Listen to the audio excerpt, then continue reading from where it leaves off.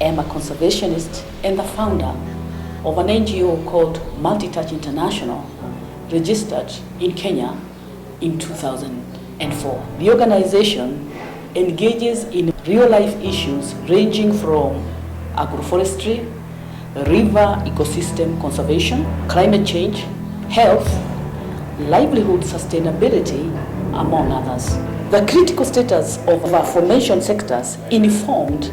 MTI engagements, particularly unemployment, which then stood at 12.2%, while forest cover stood at 1.7%, impacting negatively on the economy as at then. Agitated by the inability of Kenya Forest Research Institute, that is KEFRI, and the United Nations Environmental Program to compute and authenticate as to how many trees comprised 1% forest cover was shocking and alarming, as it was their collective mandate, consequently raising despondency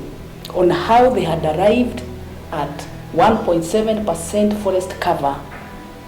as at 2004, and as demonstrated in demonstration number 1. Between 2004 and 2007, MTI, in collaboration with area communities, volunteers and professionals, engaged in a mega indigenous and exotic tree planting and raised in excess of 3.7 million seedlings in Nakuru County, with the numerous being planted in the environs forests, Dondori, Bahati, their riparian targets, and schools, parks, besides 90% of the said seedlings being planted in Nairobi City County,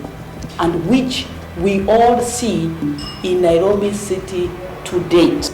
planted in 2006-2007, and which were delivered from the same stock during the tenure of John Gakuo, besides making numerous unsuccessful efforts to collaborate with the various entities for the uptake of the remaining seedlings, as demonstrated on page 2 to 9. The organization donated enormous seedlings to several schools, ministries, and farmers, among others.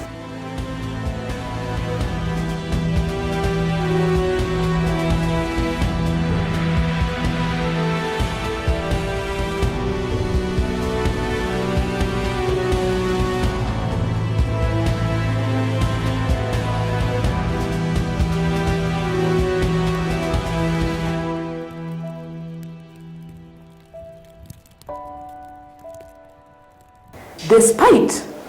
notable cases of economic decline,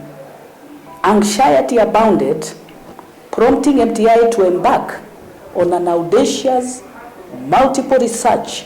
with a view of feasibly impacting on some of its chosen sectors. On 27th January 2006, MTI